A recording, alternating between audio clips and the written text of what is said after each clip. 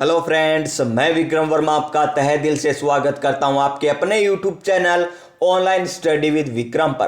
तो प्यारे साथियों, आप सभी स्वस्थ होंगे, मस्त होंगे और पशु परिचर का फार्म भरकर उसकी तैयारी में जुट चुके होंगे।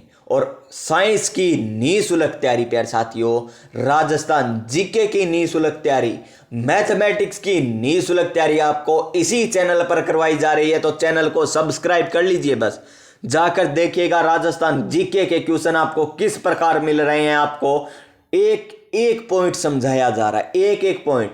और विज्ञान यानी साइंस की बात करें तो आपको मिल रहे हैं हस्तलिखित नोट्स के माध्यम से समझाया जाता है और बाद में इसकी पीडीएफ आपको हमारे टेलीग्राम चैनल पर मिल जाती है, जो आपको डिस्क्रिप्शन में लिंक दे रखा है। मैथमेटिक्स भी हम शुरुआत करेंगे, एक क्लास अपलोड कर दिए, हम थोड़ा रोकते हैं मैथ को अभी, क्योंकि पहले हम राजस्थान जीके और साइंस का थोड़ा सा सिलेबस कवर कर लेंगे ना, फिर थोड़ा सा मैथ को स्टार्ट कर देंगे। मैथ इतनी हार्ड नहीं होती प्यारे साथियों, क्योंकि मैथ एक बार समझ में आ गई ना तो कोई भी क्वेश्चन गलत है नहीं होता है। चलिए आज की क्लास हम स्टार्ट करते हैं साइंस की। और हम बात कर रहे थे पाचन तंत्र की। किसकी बात कर रहे थे? पाचन तंत्र की बात कर रहे थे। पाचन तंत्र की बात करें तो सबसे पहले मैं थोड़ा सा आपको रिवीजन करा देता हूं। पहले से हमने मुख गुहा की बात की थी। पाचन तंत्र में आहार नाल में मुख गुहा, उसके बाद गर्सनी, उसके बाद गर्सिका, उसके बाद अमाशय, उसके बाद क्या आती है छोटी आंत, उसके बाद बड़ी आंत, फिर गुदा आता है। फिर इधर क्या थी हमने देखी थी पाचन ग्रंथियां, यकृत, अग्नाशय, इसकी भी हम बात करने वाले हैं। और आज हम कहां से स्टार्ट करेंगे? छोटी आंत से स्टार्ट करेंगे। इससे पहले हम क्या क्या पढ़ चुके हैं? पाचन तंत्र का परिचय पढ़ चुके हैं, मानव रोग टॉपिक पहले कंप्लीट कर चुके हैं, अंतःस्रावी तंत्र टॉपिक कंप्लीट कर चुके हैं। और बात करें पाचन तंत्र में तो मुख गुहा पढ़ चुके हैं, गर्सनी पढ़ चुके हैं, गर्सिका पढ़ चुके हैं और अमाशय पढ़ चुके हैं। और अब बात करेंगे छोटी आंत की। नई ऊर्जा नई उमंग के साथ चलिए क्लास को स्टार्ट करते हैं। रख हौसला, वो मंजर भी आएगा, प्यासे के पास चलकर समंदर भी आएगा। जी हाँ प्यारे साथियों, हार न मानूंगा, रार न ठानूंगा, जब तक लक्ष्य की प्राप्ति न हो जाए तब तक रुकने वाला मैं भी नहीं हूं। चलिए आज की क्लास हम स्टार्ट करते हैं। तो देखिए क्या है प्यारे साथियों, सबसे मोस्ट इंपॉर्टेंट पॉइंट, आहार नाल में सबसे लंबाई वाला भाग कौन होता है? छोटी आंत। यानी सबसे पहले ही हमें मोस्ट इंपॉर्टेंट पॉइंट मिल गया।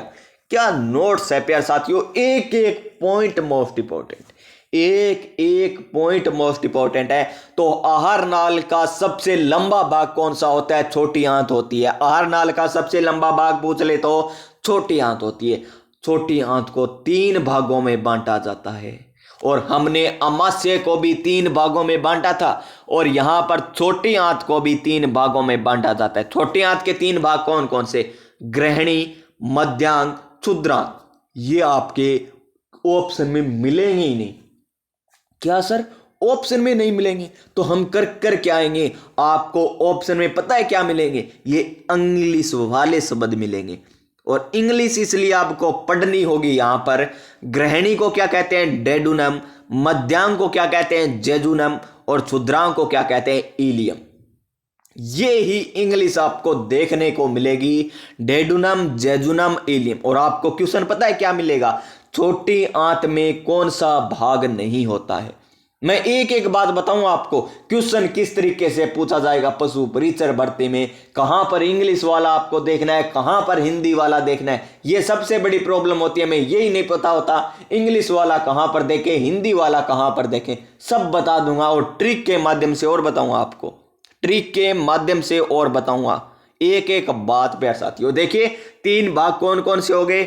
Duodenum, jejunum, ileum. Duodenum, jejunum, ileum. अब थोड़ी सी इनकी बात कर लेते हैं। तो देखिए डेडुनम यानी ग्रहणी का क्या कार्य है? इसका आकार होता है सी के आकार के समान। अब हमें क्या पता चले सी के आकार किस प्रकार दिखाई देता है? रुकिए प्यारे साथियों, आपके सामने डायग्राम भी आएगा। ये पहले थोड़ी सी मैं आपको बता रहा हूं, फिर देखिए सर्वाधिक पाचन पूछ ले। छोटी आंत में सर्वाधिक पाचन तो होता है, पर कौन से भाग में होता है? डेडुनम भाग में सर्वाधिक पाचन होता है। लोहे का अवशोषण यानी अपई, लोहे का मतलब ये नहीं कोई आप लोहा खा लो, लोहे की राड खा लो, जैसे कोई सिरी हो कोई सांकड़ होई, ए प्रकार की लोह की चीज खा लो फिर का अवशोषण तो ही जो अपनो छोटी हाथ में पंगा ना ले लियो प्यार साथियों, पछता होगा। लोहे का अवशोषण खड़े डेडुनम लोहे प्यार साथियों, जैसे पालक हो गया, इन हरी पत्तेदार सब्जियों में जो लोहे पोषक पदार्थ होता है ना, उसकी बात हो रही है, न कि लो यहाँ पर कोई गाटर सांकड़ है इसकी बात हो रही है। खा मत लेना, दांत भी टूट जाएंगे खाओगे तब तो बाद में पता चलेगा हमने तो गलती कर दी, सर ने बहुत गलत बताया है, गलत पढ़ाया हमें, फिर कहते फिरोगे हमें। फिर देखिए यहां पर देखिए प्यार साथियों, एकदम सटीक जानकारी आपको मिल रही है। पचित भोजन का अवशोषण प्रारंभ कहां से होता है? पचे हुए भोजन का अवशोषण कहां से प्रारंभ होता है? तो जेजुनम से। कहां से होता है? जेजुनम से प्रारंभ होता है पचित भोजन का अवशोषण। यहां पर तो किसका अवशोषण हो रहा है? मात्र लोहे का अवशोषण हो रहा है। और यहां से पचित भोजन यानी इसमें सर्वाधिक पाचन हुआ है ना ग्रहणी में, डेडुनम में, उसका अवशोषण कहां से प्रारंभ हो जाता है? जेजुनम से प्रारंभ हो जाता है। अब इलियम का कार्य और देख लीजिए, भोजन का सर्वाधिक अवशोषण। देखिए यहां पर 2 नंबर भाग है ना जेजुनम, यहां से तो होता है अवशोषण का प्रारंभ, और अवशोषण सर्वाधिक कहां पर होता है? इलियम में भोजन का सर्वाधिक अवशोषण होता है।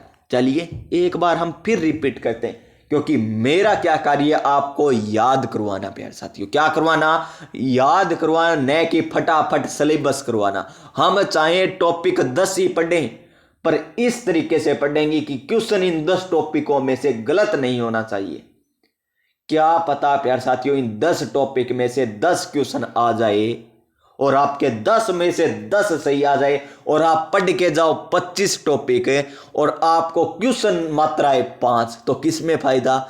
10 टॉपिक वाले 10 क्वेश्चन सही करके आओ, उनमें फायदा है। न तो आप नेगेटिव करके आओगे, न प्यार साथियों आप गलत यानी क्वेश्चन जो आएगा वही करके आओगे, गलत नहीं करके आओगे। बस इतनी बात बहुत है, ज्यादा बहुत हो जाती है। ग्रहणी देखिए, ग्रहणी का कार्य क्या होता है? सबसे पहले हम छोटी आंत के भाग देखते हैं कौन कौन से। दोबारा देखिए, छोटी आंत के 3 भाग, जेजुनम, जेजुनम, इलियम। एक बार बोलिए, jejunum, jejunum, ileum, duodenum, jejunum, ileum, इस प्रकार बोलिएगा।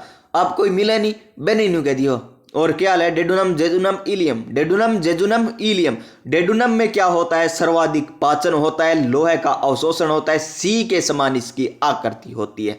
और यहां पर भोजन का पाचन हो चुका है ना, यहां पर ग्रहणी में या डेडुनम में। और जेजुनम में क्या होता है? पचित भोजन का अवशोषण प्रारंभ हो जाता है। इसमें क्या होता है? अवशोषण का प्रारंभ होता है, लेकिन सर्वाधिक अवशोषण कहां पर होता है? क्षुद्रांग या इलियम में होता है। कहां पर होता है? इलियम में होता है। अब चलिए नेक्स्ट पॉइंट पर। और क्या है नेक्स्ट पॉइंट? ये आ गई प्यार साथियों आपकी स्क्रीन पर छोटी आंत का डायग्राम, जिसे हम क्या कहते हैं? चित्र। क्या कहते हैं प्यार साथियों? चित्र कहते हैं। छोटी आंत में भोजन का अवशोषण व सर्वाधिक पाचन, इसलिए इसे पाचन का मुख्य अंग कहते हैं। सर्वाधिक पाचन, सर्वाधिक अवशोषण कहां पर होता है? छोटी आंत में होता है। और पीछे वाली क्लास में हमने क्या देखा था कि सर्वाधिक समय भोजन किस अंग में रुकता है? सर्वाधिक समय तो रुकता है आमाशय में, लेकिन सर्वाधिक पाचन पूछ ले या सर्वाधिक अवशोषण पूछ ले तो कहां पर होता है? छोटी आंत में होता है। कहां पर होता है? छोटी आंत में होता है। यह बात आपको ध्यान में रखनी चाहिए। और छोटी आंत के कितने भाग? 3 भाग, डेडुनम, जेजुनम, इलियम। और प्यार साथियों आमाशय के भी कितने भाग थे? 3 भाग थे। कितने भाग थे? 3 भाग थे। चलिए अब आगे बात करते। पाचन प्रारंभ कहां से होता है? मुख गुहा से, क्योंकि उसमें लार ग्रंथियां मिल जाती है। लार ग्रंथियां से लार आकर मिल जाती है ना, जो हमने पीछे वाली क्लास से पीछे वाली क्लास, ये 3 नंबर क्लास है, हमने 1 नंबर क्लास में बताया था। और उस भोजन को क्या कहते हैं? बोलस कहते हैं। क्या कहते हैं? बोलस कहते हैं। क्या कहते हैं? बोलस कहा जाता है। मुख गुहा से जो भोजन पचने के बाद ग्रसनी से होकर ग्रसिका में आता है ना, वो बोलस होता है। चिपचिपा सा हो जाता है भोजन। समापन छोटी आंत में, यानी समापन कहां पर हो जाता है भोजन के पाचन का? छोटी आंत में। यहां तक जो पाचन होना था ना, वो पाचन हो गया। अब पाचन हुआ है या नहीं हुआ हमें मतलब नहीं। पाचन समाप्त कहां पर हो जाता है? छोटी आंत में हो जाता है। अब देखिए इसकी आकृति, देखिए इस प्रकार आकृति होती है, आपकी स्क्रीन पर है। मैं उस पर मार्कर थोड़ा चला देता हूं ताकि आपको क्लियर दिखाई दे। ये रही इसकी आकृति। और देखिए यहां पर ये जो भोजन है ना, अमाशय से पचने के बाद क्या कहलाता है? कायम कहलाता है। क्या कहलाता है? कायम। देखिए मुख गुहा में भोजन क्या कहलाया था? बोल्स। जब उसमें राल मिल गई थी, यानी लार ग्रंथियों से आकर लार मिल गई थी, तो वो क्या कहलाया था? बोलस। और बोलस गर्सनी गर्सिका से होते हुए अमाशय में आया। अमाशय में आने के बाद इसमें अक्षयल अम्ल मिला, जठर रस मिला। क्या मिला? जठर रस मिल गया। और अब ये क्या मिल गया? इन सभी को मिलाकर कायम बन गया। क्या बन गया? कायम। ये नाम पूछे जाएंगे आपको कि छोटी आंत में जब भोजन आता है पचने के बाद, अमाशय से पचने के बाद छोटी आंत में जब भोजन आता है तो क्या कहलाता है? कायम कहलाता है। क्या कहलाता है? कायम। अब देखिए यहां पर छोटी आंत में आ रहा है भोजन, देखिए आगे चला जाएगा भोजन ऐसे। ये है भोजन आहार नाल, यानी छोटी आंत की अवरोही भुजा, और ये है आरोही भुजा। आरोही भुजा, इससे हमें कोई मतलब नहीं है आरोही है या अवरोही है।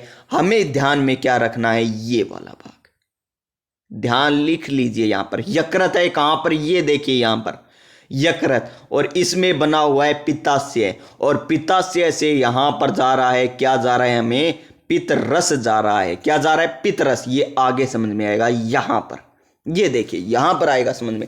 छोटी आंत में क्या है? छोटी आंत में अग्नाशय रस, पित्त रस, आंत्रिय रस आकर मिलते हैं। कौन कौन से रस आकर मिलते हैं? अग्नाशय रस, पित्त रस और आंत्रिय रस। देखिए अग्नाशय रस, ये रहा अग्नाशय आपका, और ये आकर मिल रहा है यहां से नीचे, अगर यहां आकर मिल रहा है कहां पर? ग्रहणी में मिल रहा है। कहां पर? ग्रहणी। ये मात्र ग्रहणी क्या करती है? न कि पूरी छोटी आंत की, जो मैंने आपको बताई थी ना सी आकार की। तो देख लीजिए सी आकार के समान है इसकी आकृति। ये देखिए इस प्रकार है, इस प्रकार है ना सी के समान आकृति। तो ये सी के समान आकृति है। अग्नाशय रस कहां पर आकर मिलता है? ग्रहणी या डेडुनम में। पित्ताशय कहां पर आकर मिलता है? तो पित्ताशय या पित्त रस कह दीजिए तो कहां पर मिलता है? ग्रहणी में। और अग्नाशय रस भी कहां पर? ग्रहणी में आकर मिलता है। ये पूछ सकते हैं आपसे कौन सा रस कहां पर आकर मिलता है? वसा का पाचन लाइपेज करता है। ये इतनी इंपॉर्टेंट नहीं है, बता चुका हूं मैं आपको ऊपर वाली क्लास में। अब देखिए प्यारे साथियों, अग्नाशय रस, क्योंकि छोटी आंत में अग्नाशय रस भी आता है, पित्त रस भी आता है, इनकी बात तो करनी है ना। पित्त रस कैसे बनता है? अग्नाशय रस कैसे बनता है? तो देखिए अग्नाशय यकृत के बाद दूसरी सबसे बड़ी ग्रंथि। तो सबसे बड़ी ग्रंथि कौन सी हो गई? यकृत। यकृत के बाद पूछे तो अग्नाशय। यू के समान इसकी आकृति होती है। यू के समान इसकी आकृति होती है। आगे देखिए अग्नाशय रस। अग्नाशय में एसनी एसनाई कोशिका पाई जाती है। ये पूछा जाएगा आपसे, डायरेक्ट ऐसे ही पूछा जाएगा, अग्नाशय में कौन सी कोशिकाएं पाई जाती है? तो अग्नाशय में कौन सी कोशिकाएं पाई जाती है? एसनी या एसिनाई कोशिका पाई जाती है, जो अग्नाशय रस का निर्माण करती है। अग्नाशय रस को पूर्ण पाचक रस भी कहते हैं। क्या कहते हैं? पूर्ण पाचक रस किसे कहते हैं? अग्नाशय रस को पूर्ण पाचक रस भी कहा जाता है, क्योंकि इसमें मुख्य पाचक रस एमाइलेज, लाइपेज, ट्रिप्सिन पाए जाते हैं। मरे तेरी किया याद करूं, मेरे तो टेंशन होगी। इतना इतना शब्द याद थोड़ी हो करे। गुरुजी थे ही कमाल करो, थे तो पढ़ा देगा, मारे याद कुकर होगी। रुको प्यारे साथियों, याद करवाऊंगा मैं। जो क्षारीय माध्यम से में कार्य करते हैं, जो कार्बोहाइड्रेट, वसा, प्रोटीन का पाचन करते हैं। मेरे तो दिमाग घूम गया, सीधी बात। कुकर याद करूं मैंने तो याद आ लियो प्यारे साथियों, ओ करायो था नहीं याद। देखो अग्नाशय रस की बात करा, अग्नाशय रस खड़े जाओगो, देसी भाषा में समझाऊंगा मैं था थोड़ो सो। अग्नाशय रस खड़े जाओगो, छोटी आंत कौन से भाग में, पहले भाग में। पहलो भाग किसो डेडुनम कह दियो, चाहे बहने ग्रहणी कह दियो। अग्नाशय रस खड़े जागो डेडुनम या डेडुनम में जागो। और अग्नाशय रस ऐसी नई कोशिकाओं से पाया जाता है, बने किसी कोशिकाओं बने ऐसनी या ऐसी नई कोशिकाओं से बनता है। कौन सा, अग्नाशय रस। बेंगा बाद में आप बात करें इन्हें पूर्ण पाचक रस भी कहे। क्यों कहे, क्योंकि इसमें मुख्य पाचक रस एंजाइम एमाइलेज लाइपेज ट्रिप्सिन पाया जाता है। ये तीनों याद किस प्रकार रखोगा, एमालाइट्री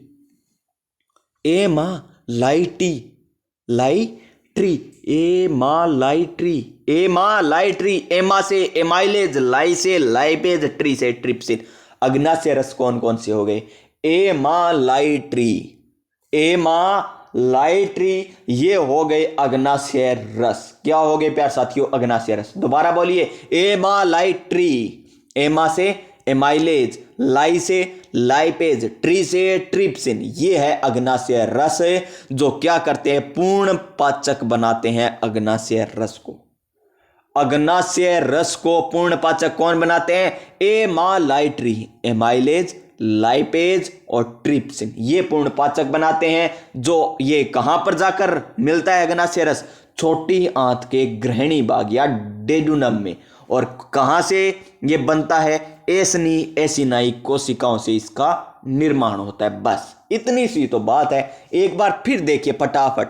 एसिनाई कोशिकाओं से अग्नाशय रस का निर्माण होता है, इसे पूर्ण पाचक रस भी कहते हैं। क्यों कहते हैं पूर्ण पाचक रस, क्योंकि इसमें एमालाइट्री पाए जाते हैं, एमालाइट्री, एमाइलेज, लाइपेज, ट्रिप्सिन पाए जाते हैं, इस कारण से पूर्ण पाचक रस कहते हैं। और छोटी आंत के ग्रहणी भाग में ये जाता है। बस इतनी बात है। अब देखिए यहां पर क्या दे रखा है, कार्बोहाइड्रेट, वसा, प्रोटीन का पाचन करते हैं। देखिए स्टार्च, माल्टोज, प्रोटीन, वसा, यहां पर मोस्ट इंपोर्टेंट ध्यान देने वाली बात है। बस स्टार्च को माल्टोज में यानी पॉलीसेकेराइड को डाइसेकेराइड में कौन बदलता है, एमाइलेज बदलता है। माल्टोज को ग्लूकोज में कौन बदलता है, माल्टेज बदलता है। प्रोटीन को पेप्टाइड में कौन बदलता है, ट्रिप्सिन बदलता है। और पेप्टाइड को एमिनो एसिड में कौन बदलता है, इरिप्सिन बदलता है। वसा को वसीय अम्लों प्लस ग्लिसरॉल में कौन बदलता है, लाइपेज बदलता है। इसे आपको याद ही करना होगा प्यारे साथियों। और ये क्वेश्चन यहां से पूछे जाते हैं, क्या है, पूछे भी जाते हैं यहां से। दोबारा देखिए एक बार और मैं बता देता हूं। स्टार्च बोले तो जिसे हम पॉलीसेकेराइड कहते हैं, इसको माल्टोज में यानी डाइसेकेराइड में कौन सा एंजाइम बदलता है, एमाइलेज एंजाइम बदलता है। कौन सा एंजाइम, एमाइलेज। माल्टोज को ग्लूकोज में कौन बदलता है, माल्टेज। प्रोटीन को पेप्टाइड में कौन बदलता है, ट्रिप्सिन बदलता है। और पेप्टाइड को एमिनो एसिड में कौन बदलता है, इरिप्सिन बदलता है। वसा को वसीय अम्लों प्लस ग्लिसरॉल में कौन तोड़ता है, तो लाइपेज तोड़ता है। ये हो गया अग्नाशय रस।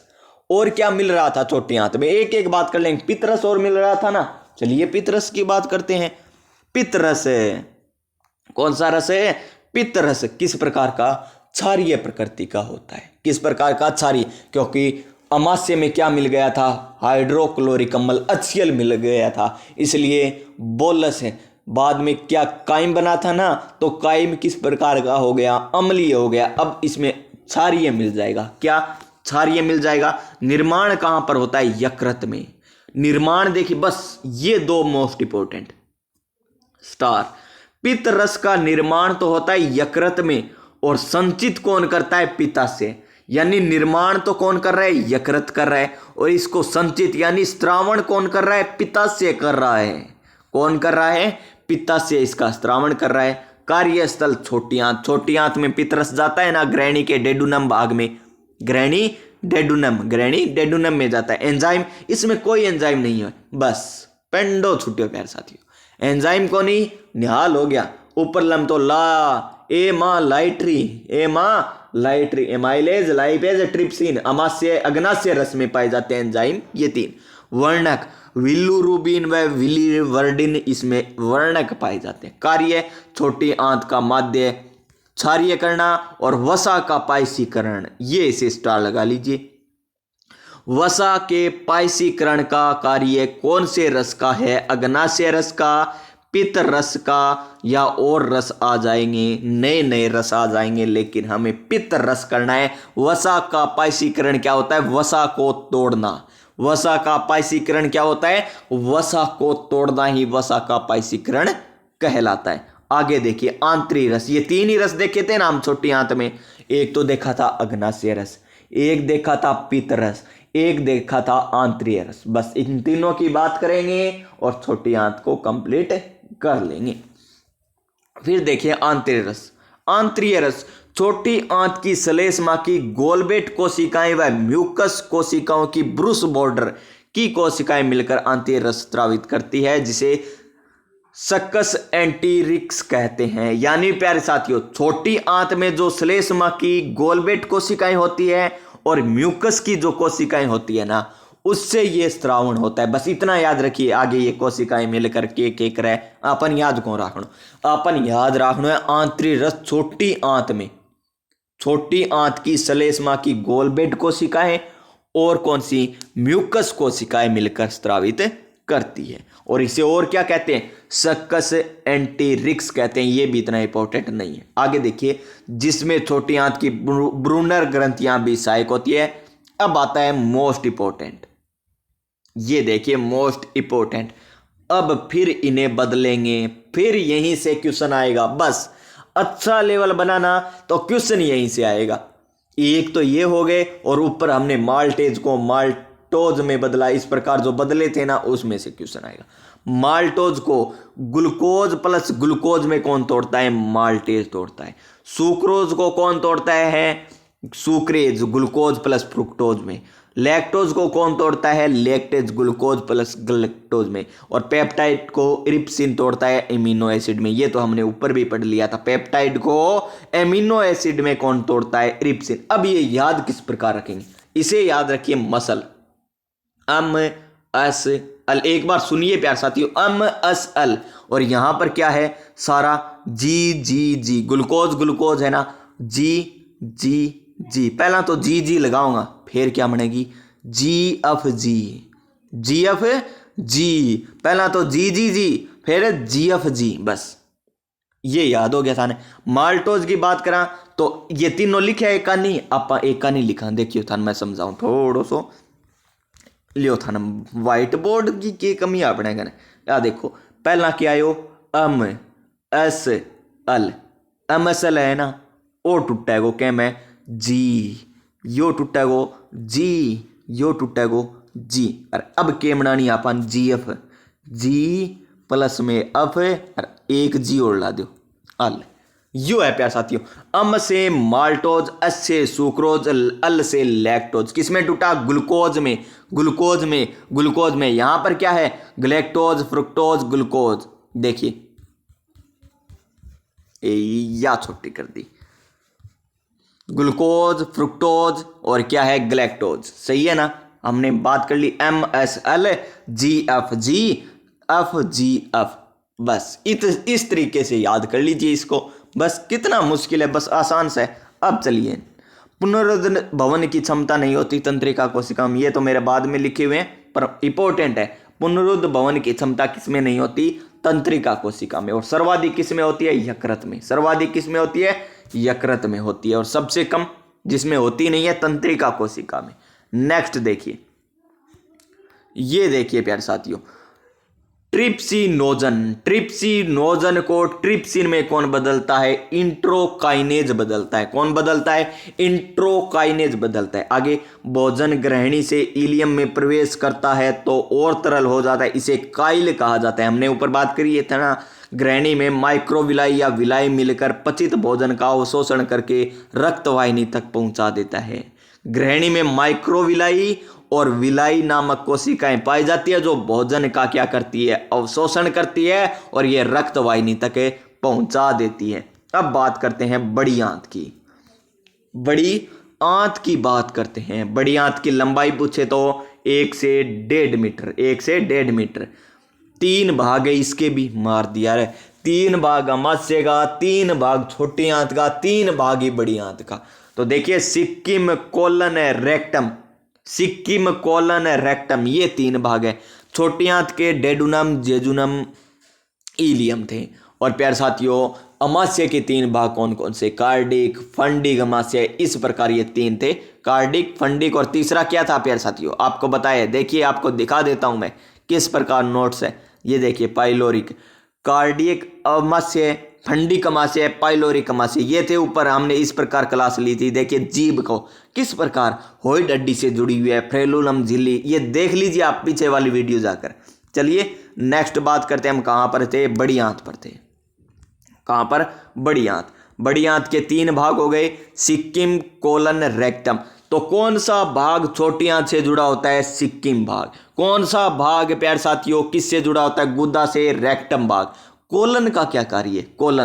कोलन का कार्य देख लीजिए प्यारे साथियों। कोलन का कार्य तो क्या है? विटामिन के, B12 के जीवाणु द्वारा संश्लेषण है। इनका संश्लेषण विटामिन बी और विटामिन के का जीवाणु द्वारा संश्लेषण कहाँ पर होता है? कोलन भाग में होता है। और 3 भाग होते हैं इसके भी, कोलन के भी 3 भाग, आरोही, अनुप्रस्थ, अवरोही। आरोही ये बहुत गहराई की बात हो गई, आप पशु परिचर की तैयारी कर रहे हो, इतना गहराई में आपको नहीं पढ़ना है। चलिए नेक्स्ट की बात करते हैं। नेक्स्ट, बड़ी आंत के प्रारंभ में एक नलिका पाई जाती है जिसे कर्मी रूप से अपेंडिस कहते हैं। क्या कहते हैं प्यारे साथियों? अपेंडिस कहते हैं, जो मनुष्य का अवशेषी अंग के रूप में पाई जाती है। मनुष्य के अवशेषी अंग के रूप में कौन पाई जाती है? अपेंडिस। जो जंतु में जुगाड़ी करते हैं ना, उसमें यहाँ सेलुलोज का पाचन होता है। थे गाय, भैंस, ऊंट को जुगाली करते देखा है ना, जुगाली। तो वो जुगाली क्यों करते हैं? क्योंकि वो सेलुलोज का पाचन करते हैं, सेलुलोज का पाचन करते हैं। और इनमें भी ये अंग पाया जाता है, अपेंडिस। और वहां पर क्या होता है? सेलुलोज का पाचन होता है। सेलुलोज का पाचन कहां पर होता है? अपेंडिस में। किनके में? जानवरों में जो जुगाली करते हैं। छोटी आंत में भोजन पूर्ण पाचन हो जाता है, इस कारण बड़ी आंत में पाचन क्रिया नहीं होती, अतः यह खनिज जल का पाचन करता है। सारो पाचन हो गयो छोटी आंत में, बड़ी आंत में के बच्चों? जल और खनिज को पाचन करना बच्चों, तो वो कर लियो। शेष को गुदा की सहायता से त्याग दिया जाता है। नेक्स्ट क्या आता है? गुदा, और गुदा की सहायता से त्याग दिया जाता है। अब बात करते हैं हम यकृत की। किसकी बात करते हैं प्यारे साथियों? यकृत। लास्ट पॉइंट है ये, पाचन तंत्र का यकृत। क्योंकि यकृत से क्या होता था?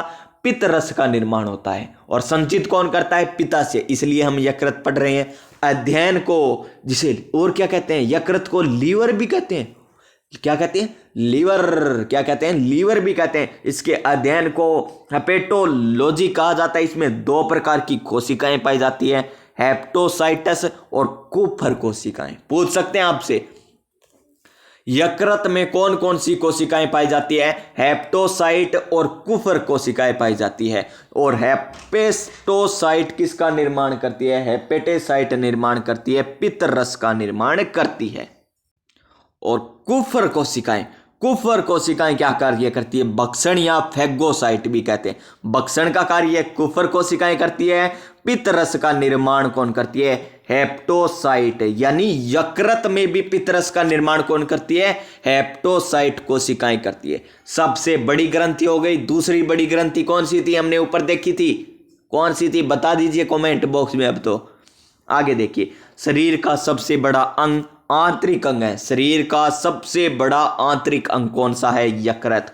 अमोनिया को यूरिया में कौन बदलता है? यकृत। विटामिन कौन कौन सी? A, D, E, K, B12 पाई जाते हैं। किसमें? यकृत में। और देखिए, शरीर की प्रयोगशाला भी कहते हैं, शरीर की प्रयोगशाला भी कहते हैं। विषैले पदार्थों को विषहीन, विषैले पदार्थों को विषहीन कौन बनाता है? यकृत बनाता है।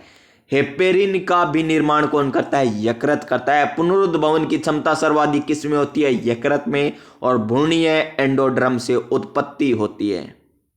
भ्रूणीय एंडोड्रम से उत्पत्ति होती है किसकी? यकृत की। प्यारे साथियों, ये था प्यारे साथियों पाचन तंत्र। तो देखिए, पशु परिचर भर्ती 2024 का फ्री ऑनलाइन कोर्स, साइंस का टॉपिक वाइज सिलेबस आपको बताए गए हैं। कितने क्वेश्चन आएंगे ये मैंने बता दिया। आपके साइंस संपूर्ण जानकारी देख लीजिए हमारे पीछे वाली वीडियो पर जाकर। इसकी प्लेलिस्ट भी बना दी है मैंने, पशु परिचर भर्ती साइंस 2024 इसकी प्लेलिस्ट बनी हुई है, जाकर देखिए प्यारे साथियों, शानदार है। और इसके हस्तलिखित नोट्स हमारे Telegram channel online study with Vikram पर मिल जाएंगे, जिसका डिस्क्रिप्शन में मैं लिंक दे दूंगा, तो ज्वाइन कर लीजिए। अभी मात्र हमारे कितने जुड़े हैं टेलीग्राम से, 156 अभ्यर्थी जुड़ चुके हैं, और आप जुड़िएगा, आप जुड़ोगे तभी तो हमारा परिवार बढ़ेगा प्यारे साथियों। तो मिलेंगे हम नेक्स्ट वीडियो में, तब तक के लिए जय हिंद जय भारत।